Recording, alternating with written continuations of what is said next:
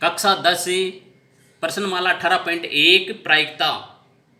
इसका question number 2 है, एक सिक्के को 2 बार उछाला जाता है, दोनों बार चित आने की प्रायिकता ज्ञात कीजिए। सिक्के में एक तरफ तो हेड होता है और दूसरी तरफ टेल।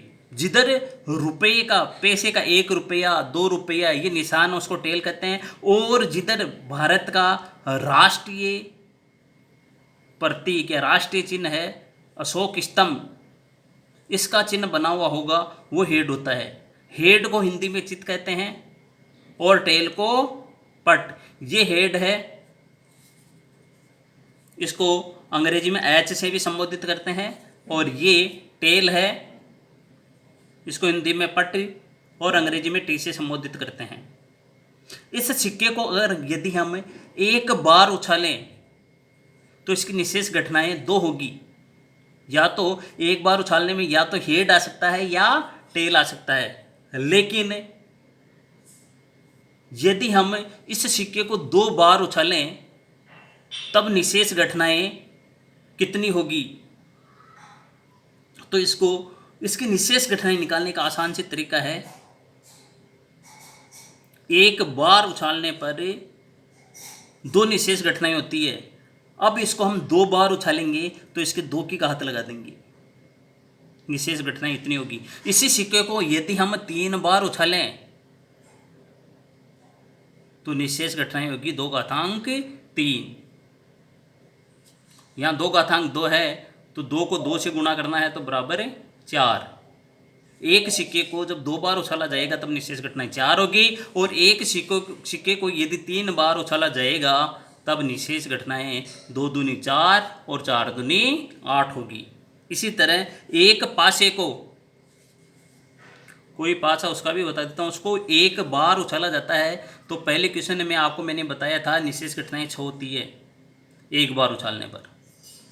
यहाँ 1 लगा देंगे क्योंकि एक बार उछाला था, 6 को एक बार लिख देंगे। और यदि पासे को 2 बार उछाला जाता है तो घातांक में 2 लगा देंगे, और इसका मान होगा 6 × 6 बराबर 36। एक पासे को यदि हम 2 बार उछालें तो निशेष घटनाएं 36 होगी, ये ध्यान रखना हमेशा। इसको इस तरह से भी निकालते हैं, सिक्के को एक बार उछालने पर या तो हेड आएगा या टेल आएगा। अब यदि हम सिक्के को एक बार और उछाल दें तो हेड और जो टेल आएगा उसको इस तरह से लिखेंगे, सिक्के को 2 बार उछालने पर दोनों बार हेड और हेड आ सकता है, या पहली बार हेड आ सकता है और दूसरी बार टेल आ सकता है, तीसरी बार टेल आ सकता है और हेड आ सकता है, और चौथी बार दोनों टेल आ सकते हैं। तो इस तरह से आपको ये लिखना भी आना चाहिए कि सिक्के को 2 बार उछालने पर, इसको मैं इस तरह से लिख रहा हूँ, हेड आ सकता है, हेड और टेल आ सकता है, पहली बार हेड आ जाए दूसरी बार टेल आ जाए, या पहली बार उछाल टेल आ जाए और दूसरी बार हेड आ जाए, या दोनों बार टेल आ जाए। तो इस तरह से एक सिक्के को 2 बार उछालने पर निशेष घटनाएं 4 होती है। एक सिक्के को 2 बार उछालने पर 4 तरह के परिणाम आ सकते हैं, ये परिणाम मैंने यहाँ लिख दिए हैं। अतः निशेष घटनाएं 4। अब माना दोनों बार चित आने की घटना ए है, अतः ए के अनुकूल घटनाएं होगी। दोनों बार चित या हेड कितनी बार आ रहे हैं, केवल एक बार। हेड आने की, दोनों बार हेड या चित आने की घटना केवल एक है, अतः ए के अनुकूल घटनाएं हो जाएगी 1।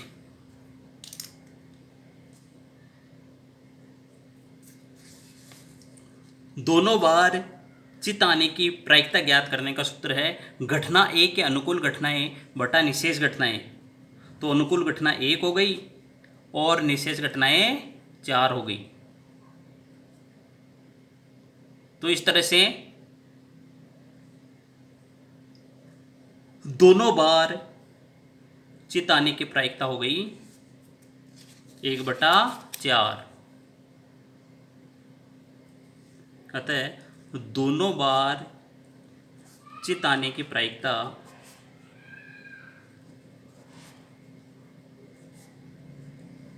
बराबर 1/4। ये इस क्वेश्चन के आंसर है। क्वेश्चन नंबर 3 है 1 से 17 तक की प्राकृत संख्याओं में से एक संख्या का यादृच्छिक चयन किया जाता है। प्रायिकता ज्ञात कीजिए कि वह एक अभाज्य संख्या हो। 1 से 17 तक की इसके अंदर इस क्वेश्चन में प्राकृत संख्या दे रखी है। ये 1 से 17 तक की प्राकृत संख्याएं है। अब इसमें से एक संख्या का यादृच्छिक चयन, यादृच्छिक का मतलब हम बिना देखें, हमें पता नहीं है, ऐसे देखेंगे तो पता है कि ये पहली है, ये दूसरी है, ये 11वीं है, लेकिन इनको उल्टा कर देंगे तो हमें पता नहीं लगेगा कि ये संख्या कौन सी है या ये कौन सी है। बिना देखे हम इसमें से एक संख्या निकालें तो वह कहलाता है यादृच्छिक चयन। देखो मैं बिना देखे निकाल रहा हूँ तो ये आ गया 14। तो इस तरह से बिना देखे निकालना यादृच्छिक चयन कहलाता, जबकि हमें पता है ये सारे अंक 1 से लेकर 17 तक है, सारी प्राकृत संख्याएं हैं 1 से 17 तक है, लेकिन हम बिना देखे निकाल रहे हैं, इसलिए ये कहलाता है यादृच्छिक चयन। ये 6 आ गया। इसे करके देखें तो और निकाल रहा हूँ मैं, ये 2 आ गया। इस तरह से यादृच्छिक, एक संख्या का यादृच्छिक चयन किया जाता है तो हमें प्रायिकता ज्ञात करनी है कि वह एक अभाज्य संख्या हो। 1 से 17 तक की प्राकृत संख्याएं हैं 1, 2, इसी तरह 17 तक। अतः निशेष घटनाएं हो जाएगी 1, 2, 3, 4, 5, 6, 7, 8, 9, 10, 11, 12, 13, 14, 15, 16, 17 घटनाएं। 17 माना अभाज्य संख्या आने की घटना ए है, अतः घटना ए के अनुकूल घटनाएं होगी। अब हमें इन 1 से 17 तक की संख्याओं में पता लगाना है कि अभाज्य संख्याएं कौन सी होती है। आपको मैं बता देता हूं, अभाज्य संख्या वह होती है जिसमें या तो स्वयं उसी संख्या का भाग जाए या 1 का भाग जाए। इसके अलावा यदि किसी संख्या का भाग नहीं जाता है तो वह अभाज्य संख्या है। 1 को न तो हम भाज्य मानते हो नहीं अभाज्य। पहली अभाज्य संख्या 2 है क्योंकि इसमें 1 और 2 का ही भाग जाता है। दूसरी 3 है, इसमें 1 और 3 का भाग जाता है। 4 अभाज्य संख्या नहीं है क्योंकि इसमें 1 और 4 के अलावा 4 का भी भाग जाता है। 5 अभाज्य संख्या है, 7 है, 11, 13 और 17। इस तरह से घटना ए के अनुकूल घटनाएं हो जाएगी 1, 2, 3, 4, 5, 6, 7। अब हम इनको इस सूत्र में रख देंगे। अभाज्य संख्या आने की प्रायिकता, ये घटना है अभाज्य संख्या आना और पी है प्रायिकता। तो पी ए का मतलब हो जाएगा अभाज्य संख्या आने की प्रायिकता बराबर घटना ए के अनुकूल घटनाएं 7 है बटा निशेष घटनाएं 17 है। इसका उत्तर हम लिखेंगे लास्ट में। अतः एक अभाज्य संख्या आने की प्रायिकता हो गई 7/17। यही क्वेश्चन नंबर 3 का आंसर होगा।